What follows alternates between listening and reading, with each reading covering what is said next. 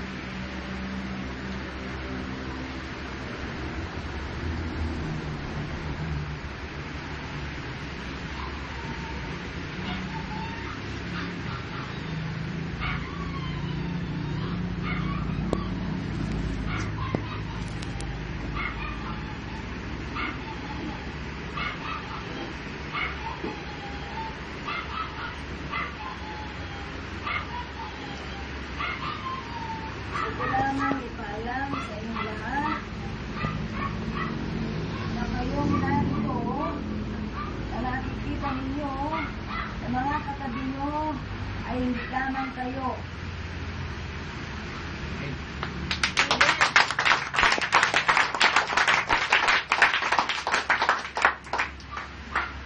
Gusto kong i-welcome ninyo ang mga kaluluwang narito ngayon.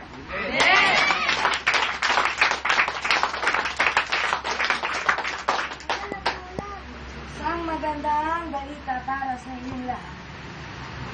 Ang gawain ito na itinatag ng Diyos mismo ay gawain na kung saan ay pupuntahan ng mga kaluluwang naliligaw pa. Amen!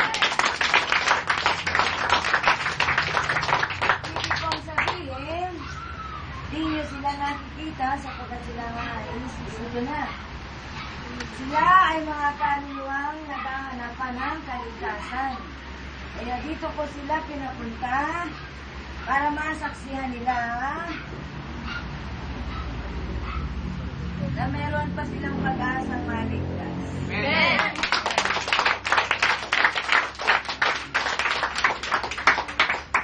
Kaya huwag kayong nagtataka bakit nakalap sa inyo ang Biblia. Dahil nung nabubuhay pa sila sa kanilang katawang lupa, di man lamang nila binigyan halaga ang Biblia o ang salita ng Diyos na ipinaririnig sa kanila. Kaya ngayon, na sila'y wala na sa kanilang katawang lupa, ay napakahalaga sa kanila ng salita ng Diyos. Amen.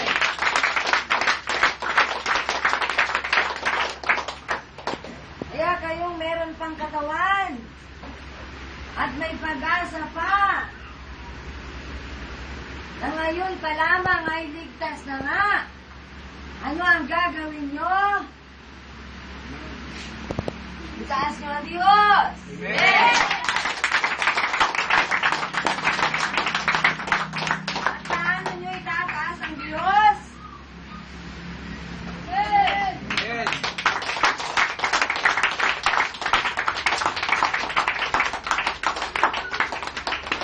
Kung magagawa lamang ng mga kaluluwang yan na sumigaw pumalapak, ngayon ay gagawin nila, subalit wala na silang mga kamay! Ngayon ang nagagawa ka, kaya gawin ko ang magagawa nyo, para pangalan ng Diyos! Napakaingay ng palakpak!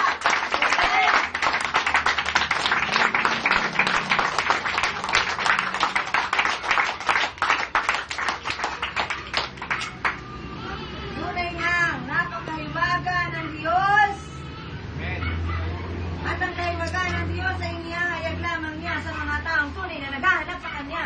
Amen.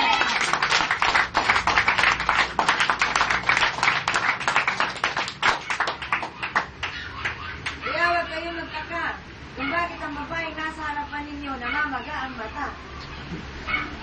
Agad nag-uumapaw sa puso niyang kaligayahan na siya'y napili ng Diyos para ihayag ang kaligtasan ng sangkatauhan.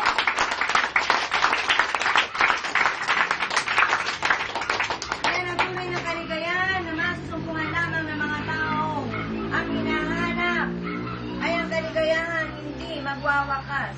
Ang kaligayahang matatamo sa piling ng Diyos. Amen.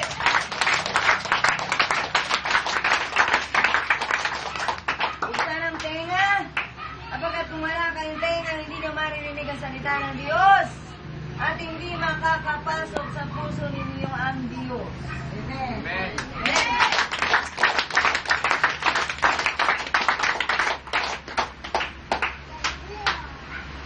Ang mga kaluluwa, maaaring pumili sila ng makakatabi nila. Kapagkat naghahanap sila ng katibayan ng mga taong narito nga, silang magdadala sa kanila. Kayo magdadala sa kanila para sila'y maliwanagan ngayon. Amen.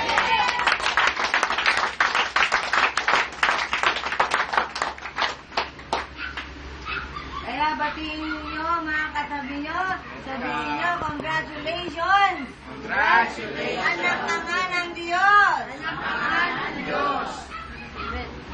Naramdaman ba ng katabi nyo? Ang pagsabi nyo, congratulations? May hindi ba sa labi nyo? Hindi ba kayo? Ay, papakitan nyo yan sa Diyos. Pagkakalitan ng mga palakpak. Palakpak na hindi nakasinitan. Palakpak para sa Diyos.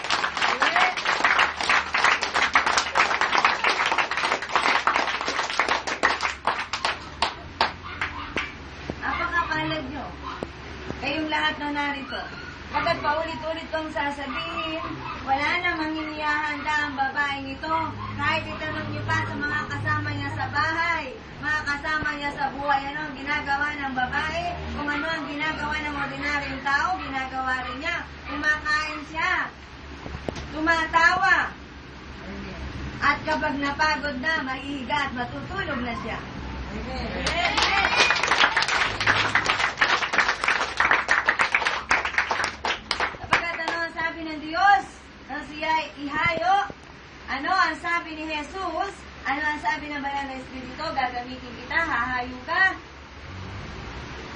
Pupunta ka lamang. Ako ang gagawa. Ako ang magsasalita. Amen!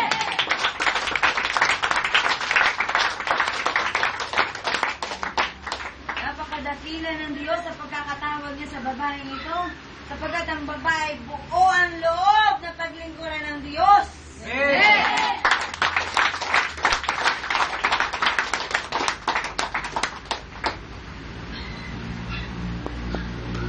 Kaya malaya ang Diyos na gamitin ang isip, ang labi, ang puso, ang lahat ng pagkatao ng babaeng nasa harapan mo. Amen!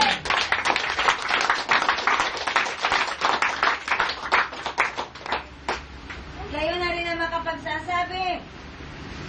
Nararamdaman niyo ba ang katotohanan ng mga salitang lumalabas sa labi ng babaeng ito? Amen!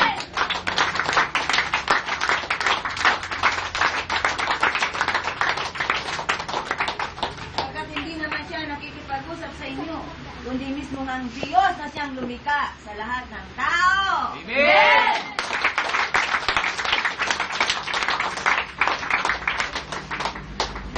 Mahayag ang gawain ito. Makikilala kayo kung kayo'y mananatili dito. Amen! Ang plano ng Diyos ay tapos na. Hindi ito kagaya ng plano ng tao na ginagawa pa lamang. Ang plano ng Diyos ay buo na bago pa niya likhain ang mundo. Amen!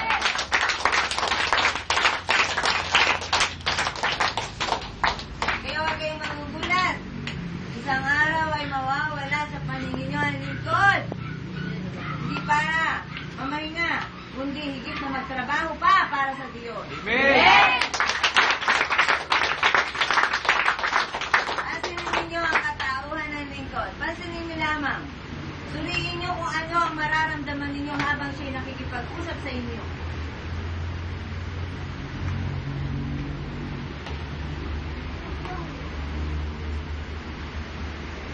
Ang sabi ng Diyos, hindi kita iiwan, hindi kita pababayaan.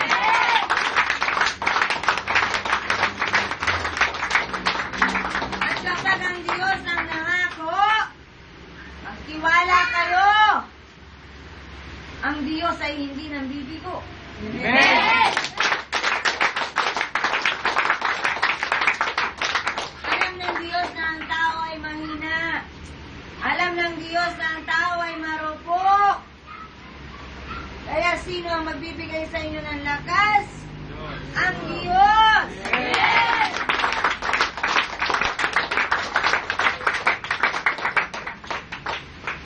Kaya lahat ang narito ngayon, sa mga dati na, nagdesisyon na ba talaga kayo? Di bali mawala ang lahat ng meron kayo ngayon, huwag lang ang Diyos ang mawala sa buhay ninyo. Amen!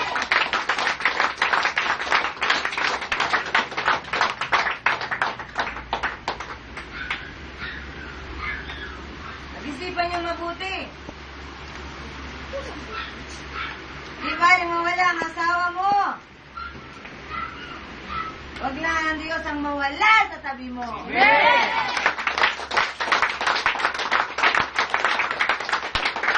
Pero alam ng Diyos ang kailangan ng tao. Hindi niya aalisin ang kailangan mo para lalo mo siyang parangalan araw-araw.